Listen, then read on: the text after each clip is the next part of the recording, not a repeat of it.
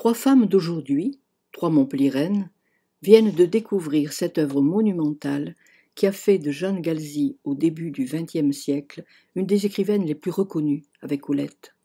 Pourtant, on l'a totalement oubliée, même dans sa ville natale, qui est pourtant présente dans 11 de ses 22 romans.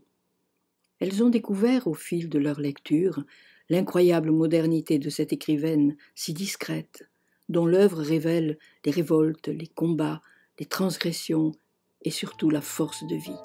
Imaginez, à 77 ans, elle entreprend l'écriture d'une immense saga dont elle écrira les 4 premiers volumes avant sa mort en 1977. La surprise de vivre. Quel beau titre! Elles ont décidé de suivre ses traces dans cette ville que Jeanne a tant aimée et où elle a vécu son enfance, puis sa retraite pendant 34 ans. Leur première recherche au cimetière protestant, sa tombe.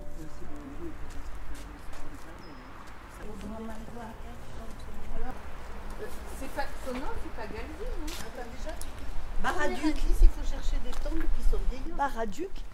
Il a le même On voit tombeau. bien qu'il y avait des écrits, mais il n'y a plus rien. Non, parce que c'est une tombe où on voit des tombes derrière. Une tombe où on voit des tombes derrière, donc elle est en centrale. Ah, déjà, il n'y a pas de grille, alors passons. Famille Chaptal. Tout ça, ce sont des noms de familles protestantes. Bizarre, là, hein, les trois côtés comme ça. C'est pas des portes. Baraduc, c'est pas ça? Ah, Berthe, ah si, Jeanne Galzy. On y est, et sous Baraduc, Il y a les deux noms en fait, il y a les deux noms. Ah ouais, c'est un caveau familial. Ça fait quelque chose quand même, hein?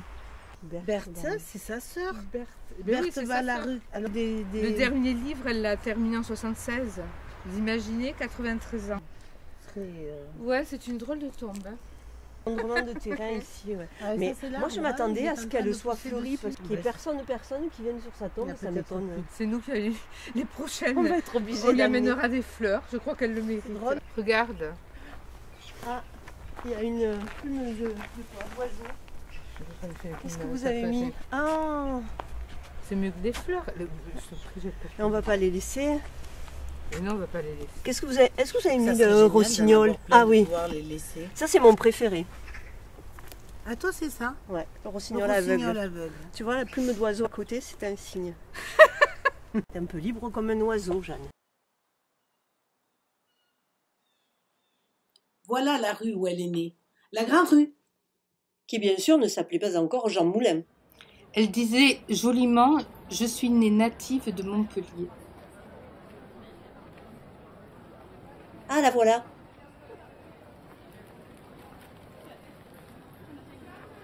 Voyons. Elle a écrit un roman qui s'appelle La Grande Rue et il n'y a même pas une plaque sur sa maison natale.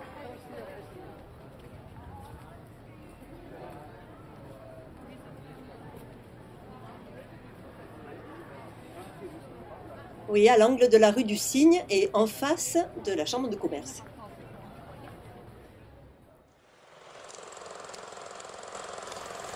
C'est à cette rue Montpelliéraine où elle naquit en 1883 que Jeanne Galzy consacra son 4e roman, La Grande Rue.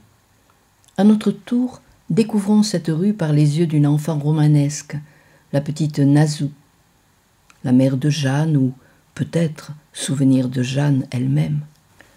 La Grande Rue m'a dit « Te revoilà. Tu ne m'as donc pas oubliée maintenant que tu es une femme. Toi qui passas sur mes pavés pointus de tes pas d'enfant. » Et les maisons m'ont regardé, curieusement, de leurs fenêtres.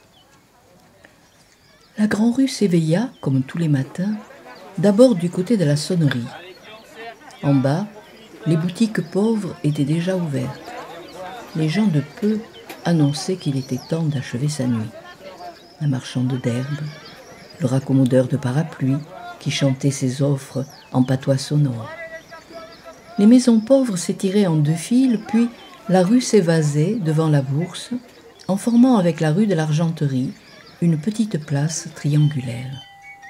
Parfois, un chevrier poussait son petit troupeau indocile jusque devant la bourse, tirant de son flutio rustique une mélodie campagnarde qui semblait parfumée de thym. Un bruit d'équipage ébranla la rue. Tout le quartier aristocratique de Montpellier pouvait aisément être franchi, fût-ce avec des souliers de satin. Mais il était de rigueur, lorsqu'on avait un nom, de ne jamais sortir autrement qu'en voiture. Et quand tombe la nuit, là-bas, au bout de la rue, voici qu'une petite étoile se mettait à marcher, cahotant au ras des maisons. Flic-flouc, flic-flouc. En effet, l'allumeur de réverbère tirait un peu la jambe, et sa longue perche de bois oscillait à chaque pas.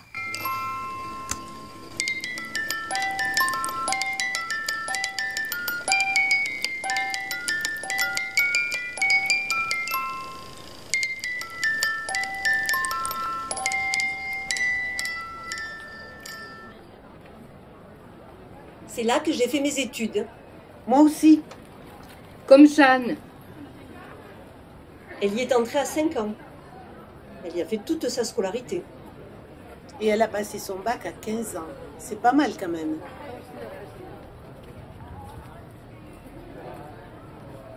À l'époque, c'était seulement le lycée des jeunes filles.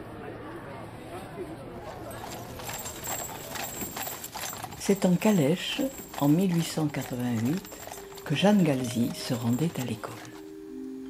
Souvenir de classe. Elle eut la chance d'entreprendre ses études dans l'un des tout premiers lycées de jeunes filles ouverts en France par la volonté du ministre Jules Ferry. Construit dans un parc proche du centre-ville, considéré comme un prototype au plan national, il ouvre ses portes à une centaine d'élèves. Jeanne qualifia modestement sa scolarité de nonchalante. Elle y rencontra une maîtresse dont elle disait « je lui dois tout » et qui devint le personnage du roman, l'initiatrice aux mains vides. Elle découvrit aussi le plaisir de jouer la comédie. Après le baccalauréat, Jeanne décida de poursuivre ses études. Grâce à l'appui d'un professeur, elle obtint le rare privilège d'être auditrice libre à la faculté des lettres de garçons de Montpellier.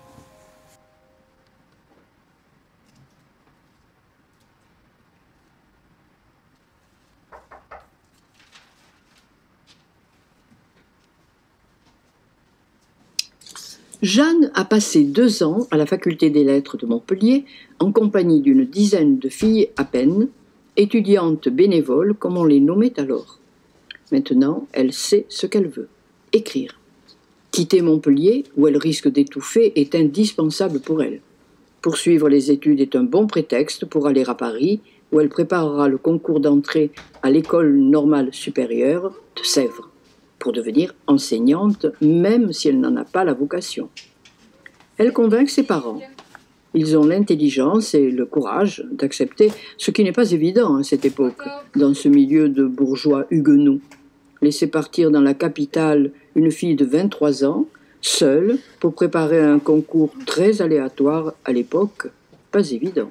À Paris, à Moscou, comme les 3 sœurs de Tchekhov. Les femmes occupent une très grande place dans les salons littéraires où se croisent écrivains, dramaturges, hommes et femmes du monde ou du demi-monde. Les amours lesbiennes ou bisexuelles fleurissent ouvertement. Nathalie Barney, dite l'Amazone, Colette, qui écrit et danse au music-hall, la courtisane, Vianne de Pougy.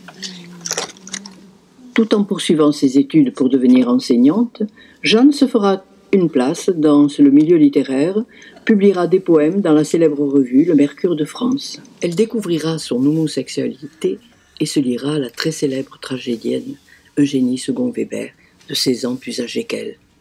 Magnifique actrice, à la beauté un peu farouche, une voix sublime à la diction parfaite, capable d'interpréter tous les rôles. On en sait bien peu de leur histoire. Jeanne fut si secrète sur sa vie intime. On sait cependant avec certitude que ce fut sa grande histoire d'amour.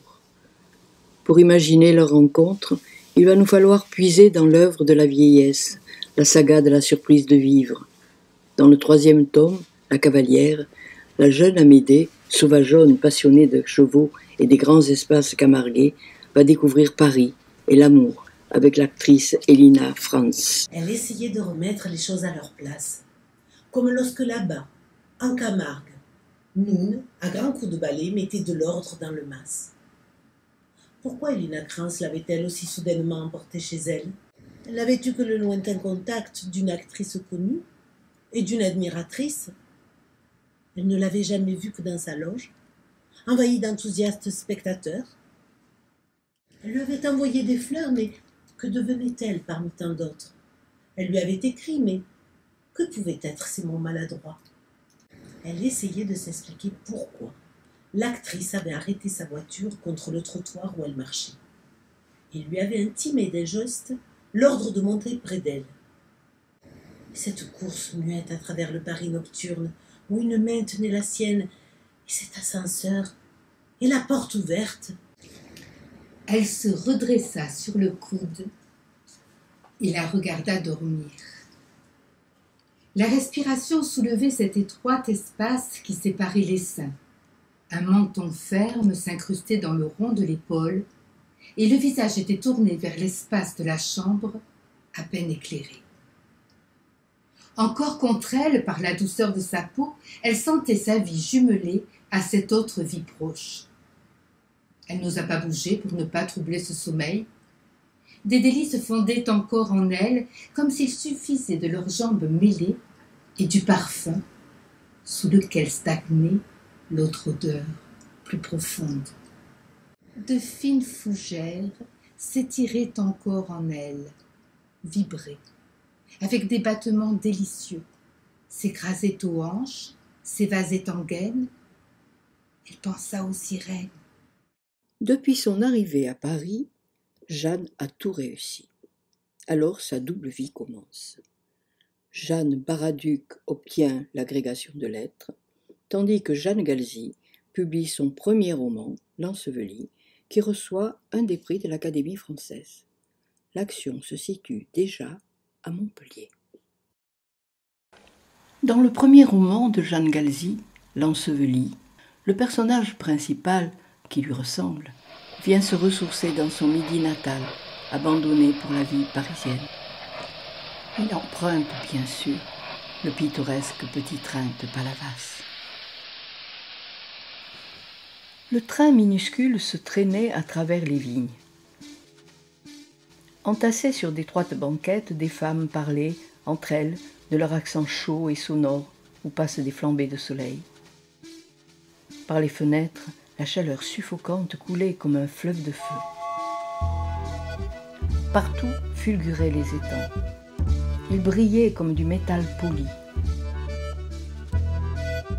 Le soleil y tombait, les pénétrait pour s'y dissoudre.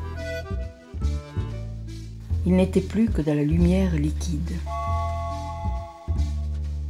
Péroles, Carnon sommeillaient dans les sables. Palavas se détachait sur le bleu épais de la mer. Un jeune homme, beau comme ils le sont tous ici, jouait lentement un air populaire et mélancolique sur un accordéon délabré. Mes regards fascinés se posèrent là-bas, entre l'étang et la mer, sur l'antique cathédrale solitaire, Maguelone. Comme sauvée d'un double déluge, seule, au milieu des terres englouties, elle émergeait des eaux et du ciel sur le socle étroit de son île. La cathédrale abandonnée s'animait d'une vie immobile et me regardait d'un air de mystère et d'appel.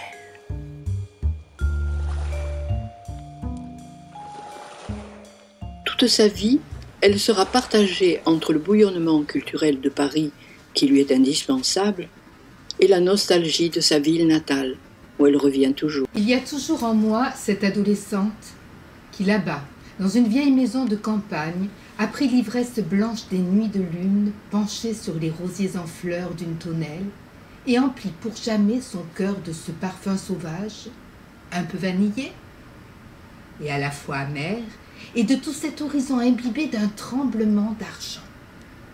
Argent verdâtre des oliviers, argent diaphane des lointains saupoudrés de lumière, argent dansant sur les allées entre l'ombre bleue des feuillages, argent sec et dur de la mer.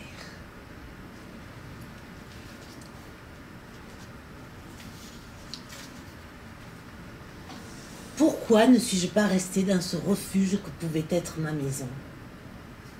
Il y a dans ce midi si ensoleillé qui est le mien une demeure silencieuse, un petit jardin dont les allées tournent autour des corbeilles naïves, des murs bas qui permettent de se faire un grand horizon avec toute la campagne d'alentour. J'y aurais vécu près des miens. J'aurais corrigé mes copies d'élèves à l'ombre d'une tonnelle de roses. J'aurais marqué de mes pas les places où tant de fois mes pas se sont posés. J'eusse doucement attendu la vieillesse, avec des affections calmes et sûres. J'aurais regardé selon les saisons le soleil se coucher plus à droite ou plus à gauche du même bosquet de pins. J'aurais lu et médité, comme une religieuse sans Dieu. Mais je veux vivre! Je veux vivre! Je repartirai. Loin de ce calme et de cette lumière, je remarcherai dans des rues boueuses. Je me hâterai pour arriver à l'heure exacte, moi qui ne mesure ici le temps qu'à l'ombre un peu plus courte ou un peu plus longue du pin pyramidal qui élève ses premières branches bien au-dessus de l'horizon. Je me rapprocherai, pour en souffrir peut-être, de ce qu'ici de nouveau j'oubliais, rendu à mes innocences d'enfant, purifié par ce silence, veillé par cette maison, soustraite aussi un peu au monde, anesthésiée, endormie. Tout semble promis à la jeune provinciale talentueuse. Une série de déflagrations va bousculer ce bel élan, ces belles promesses. 1914, la guerre éclate. Son père meurt. À cette épreuve douloureuse s'ajoute la faillite du commerce paternel. La voilà chef de famille, avec la charge de sa mère et de sa jeune sœur qu'elle assurera toute sa vie. La nécessité de devenir enseignante qu'elle avait jusque-là esquivée s'impose.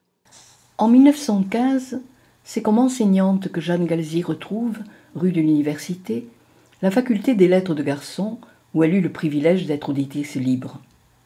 Étrange retour de la destinée. Je remonte de mes pas de femme ces marches que j'ai gravies à peine sortie de l'adolescence. L'université méridionale s'est transformée en effet pendant la guerre en lycée de garçons. Dans cette salle où je vais être pour la première fois la femme chez les garçons, ce sont presque des enfants qui entrent brusquement. Des chuchotements, des regards qui m'examinent avec stupeur, et me voici seule avec eux, mes élèves de 4e à 2. Je devine, rien qu'à voir l'air gouailleur avec lequel les plus grands m'ont examiné, des pieds à la tête, qu'il me suffira de ne pas paraître assez semblable à eux pour exciter leur dérision. Il a fallu que la guerre de 14 envoie tous les hommes au front pour qu'une femme puisse enseigner à des garçons. Je remplace les morts, comme un peu emphatiquement le proviseur vient de le leur affirmer. Et il est une classe où cela m'est toujours très sensible. Cette 4e à 2 où une petite photographie montre l'homme jeune qui fut ici mon prédécesseur. Image commémorative qu'une mère a donnée pour qu'un peu de son fils restât où il avait besogné, enseigné, souri, souffert peut-être.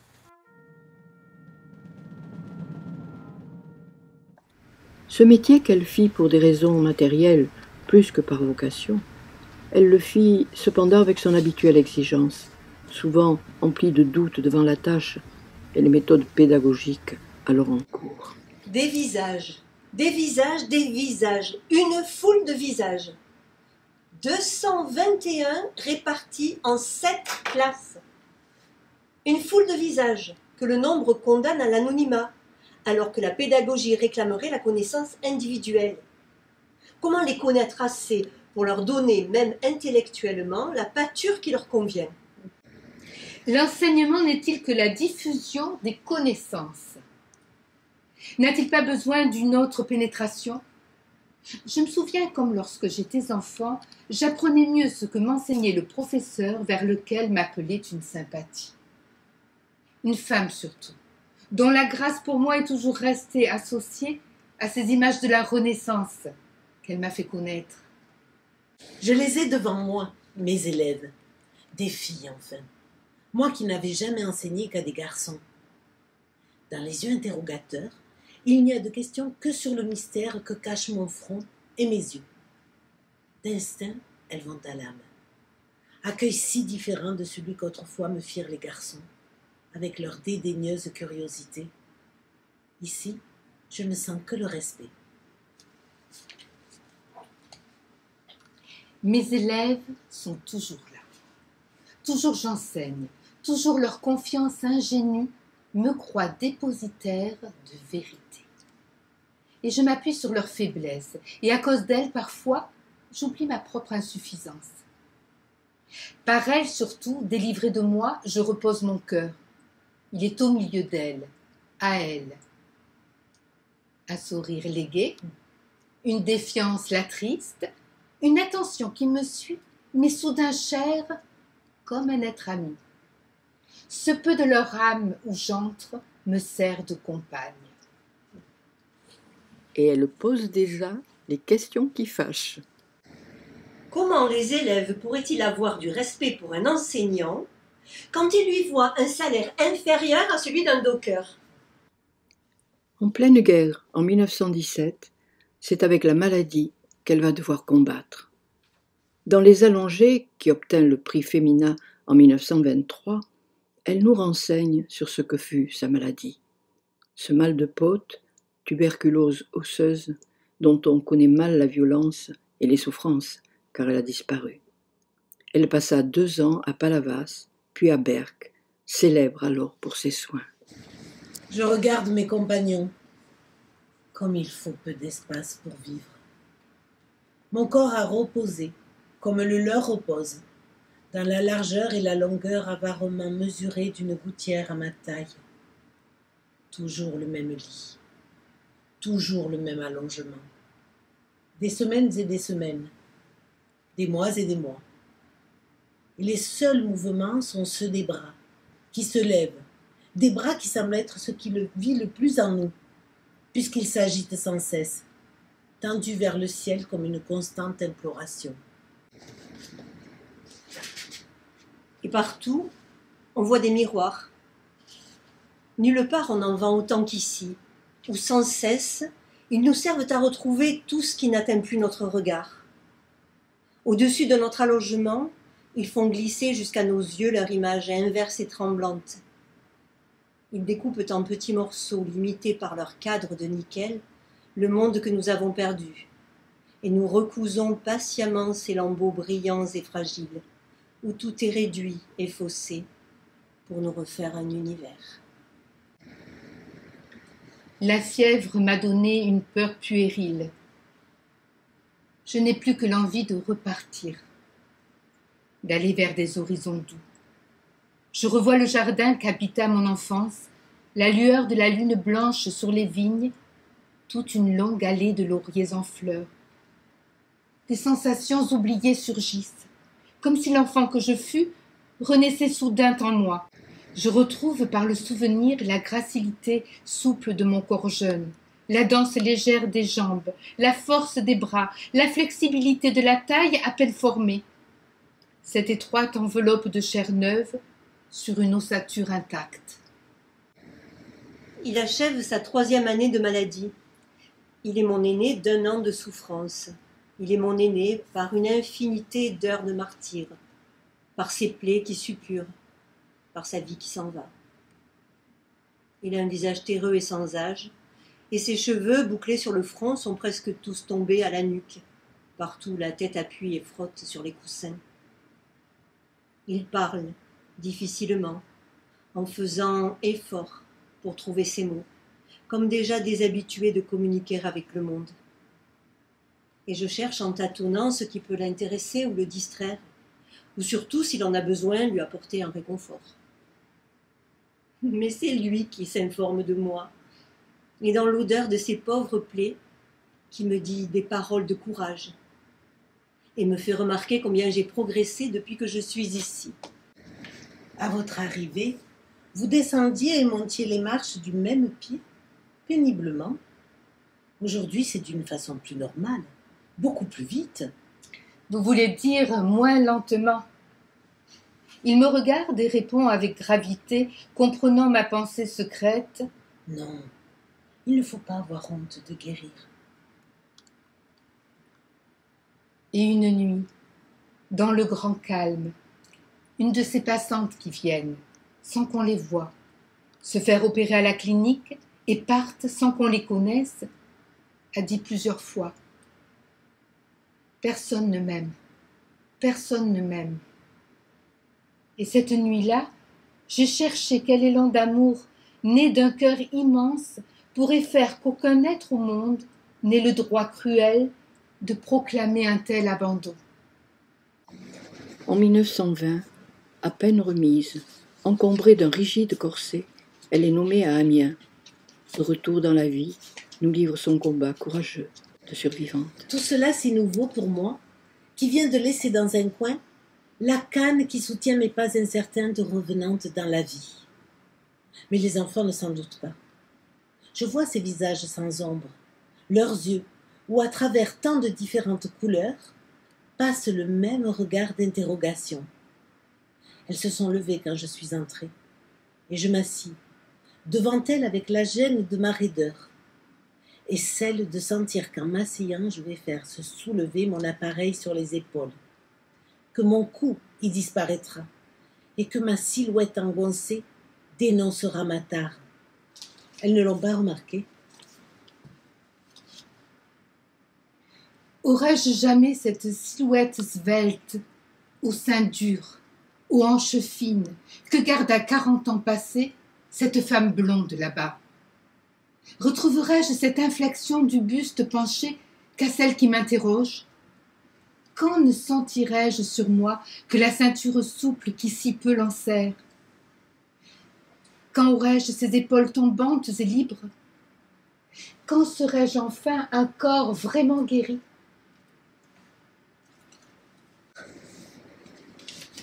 Comme vous avez changé, qui vous a vu et qui vous voit, quand je me souviens de ce que vous étiez quand je vous ai aperçu pour la première fois, vous aviez tout. Vous aviez trop tout. Je vous ai détesté toute une soirée. Il n'y avait pas un de vos gestes que je n'ai envié. Je me disais, quelle supériorité avons-nous, femmes de théâtre, si les autres peuvent être ainsi? Que nous reste-t-il? Et j'avais une rage. Mais maintenant, on ne vous reconnaîtrait plus. C'est extraordinaire. Enfin, n'est-ce pas, cela ne fait rien. Vous êtes une intellectuelle. Ce n'est pas avec votre beauté que vous gagnez votre vie. Oui, je voudrais être une femme intacte, une femme belle, une femme aimée.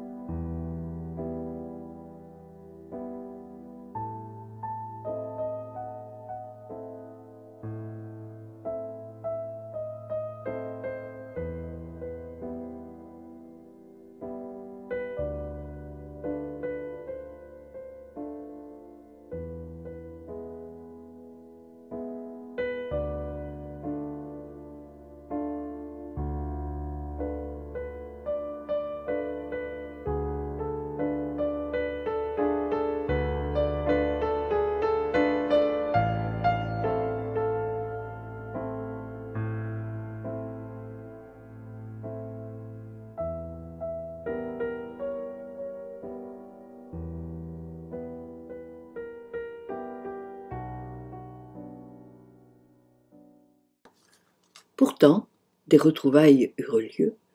puisque Madame Segon-Weber, en 1921, interprète le rôle de Cassandre dans la pièce de Jeanne à l'Opéra municipal de Montpellier. Un beau cadeau. Le soir de la première tant redoutée fut un succès, écrit-elle à son amie Nathalie Barnet.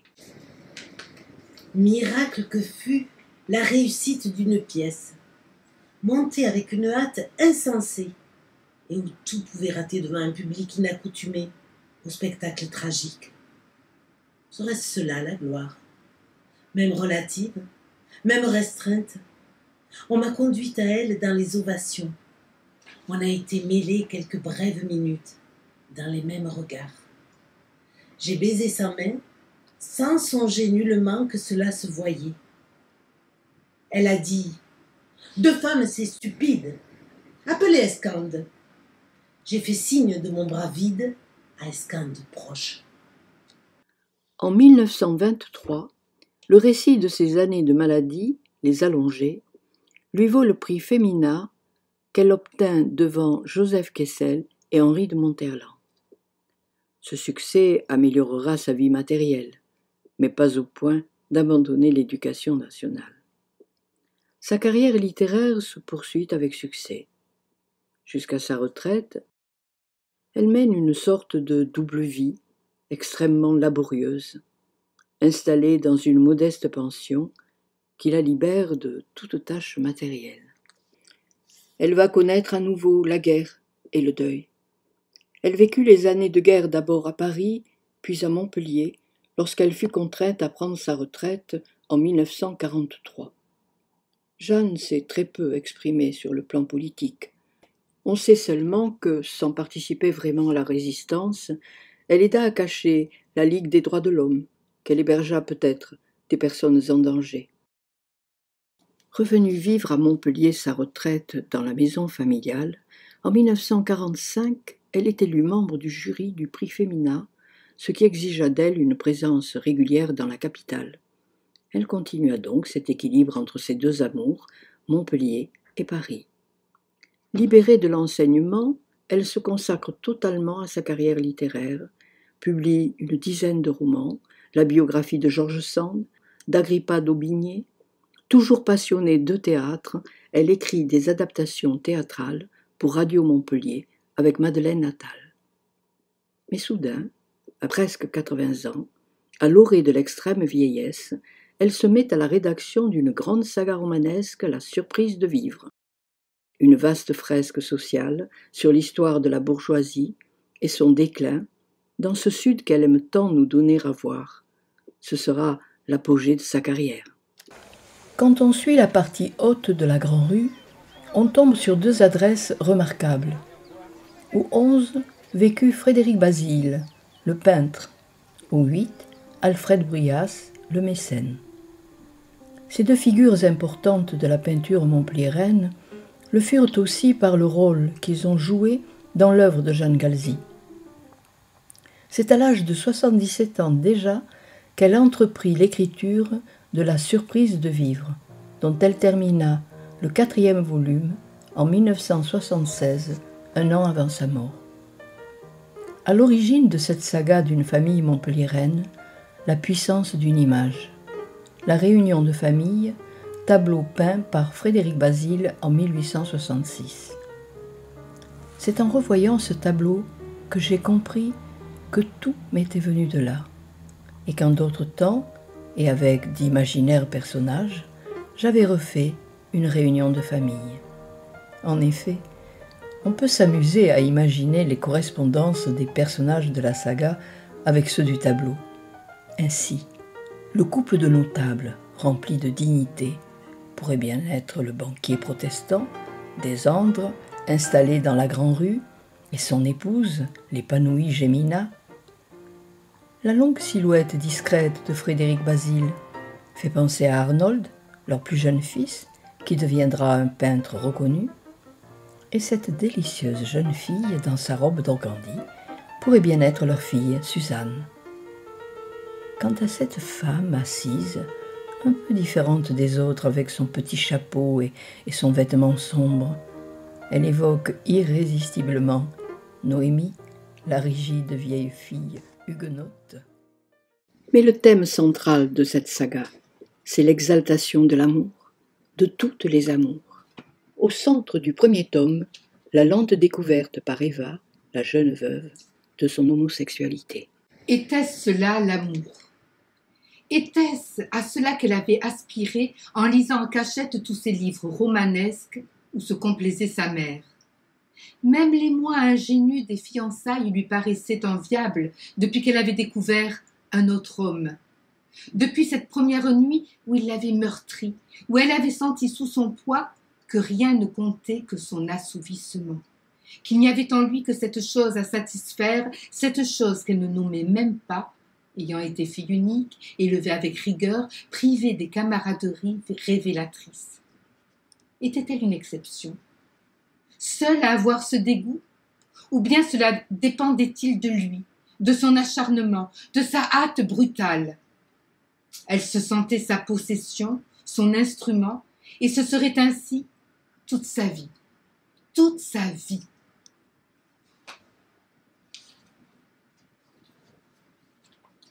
Je devrais vous abandonner à vous-même, dit tout à coup Hilda. Vous deviendriez une femme considérée au bras d'un nouveau mari.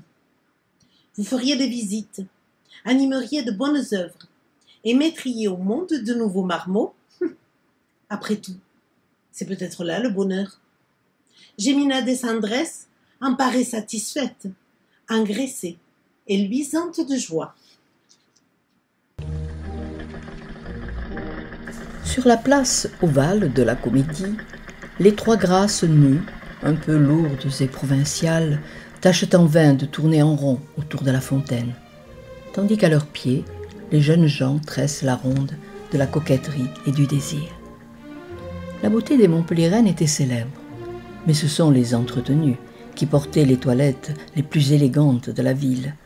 Certains cafés de la place de la Comédie leur étaient même réservés. Mais enfin, que t'a-t-on appris?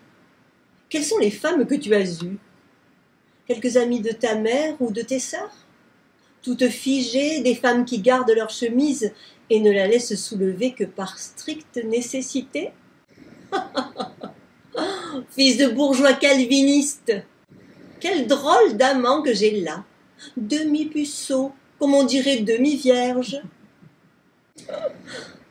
Elle était contre lui, rieuse et chaude, et il sentait sur ses jambes le poids de sa cuisse. Dès la première fois, elle l'avait surpris par son tranquille manque de pudeur. Les petites employées qu'il avait eues faisaient des manières.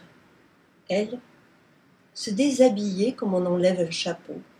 Et dans l'amour, il n'avait jamais connu autant d'audace.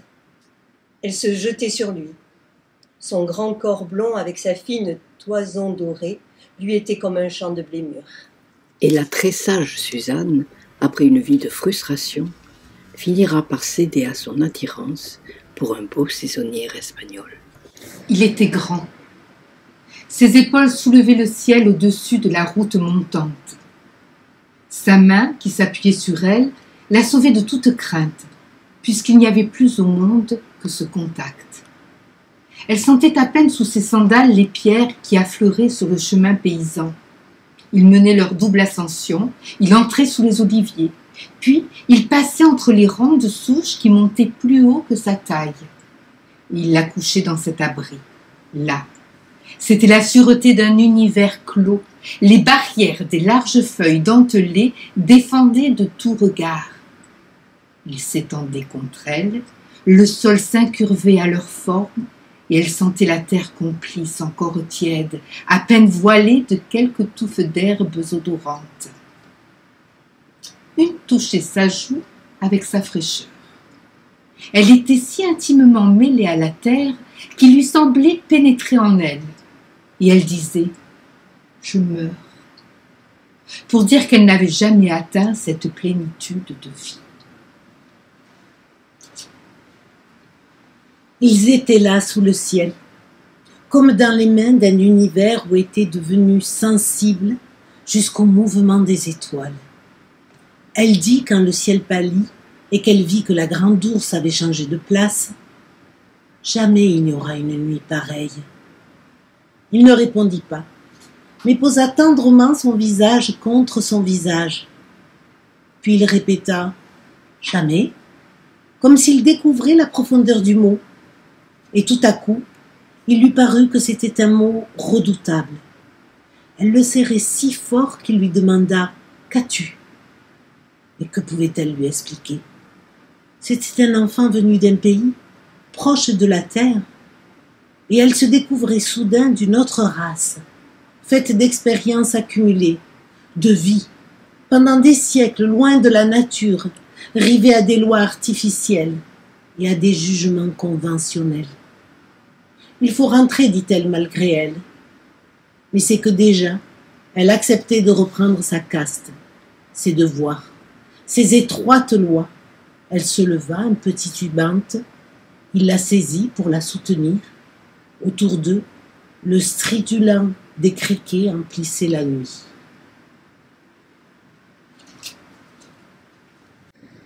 Il avait oublié son âge. L'appréhension avait cessé. Il pouvait n'être que des mains, un regard, un amour. Il s'étonnait d'avoir mis si longtemps à découvrir cette autre béatitude, où la volupté ne lui était plus sensible que par celle qu'il donnait. Était-ce possible? Tout lui paraissait enchantement, même d'exister. Les arbres doivent sentir cette extase quand le vent balance leur feuillage et que la sève de la terre monte jusqu'à leur frondaison. Sa félicité était si pleine qu'elle recouvrait tout, effaçait tout, comme si l'univers n'avait plus que deux êtres, elle et lui. Un corps laiteux, des cheveux fauves, et ce parfum qui était elle aussi, de sa chair, de son plaisir. Il la sentait donnée à ses mains, à son regard, à son amour. Il ne pensait plus au réel, il était transporté hors de lui, hors de tout, dans un contenu d'extase. Comme si une autre jeunesse s'était tout à coup ouverte à lui. Parfois il reprenait pied, se souriait et elle osait dire « à notre âge », avec une tendre dérision, comme si l'amour n'était pas une jeunesse retrouvée.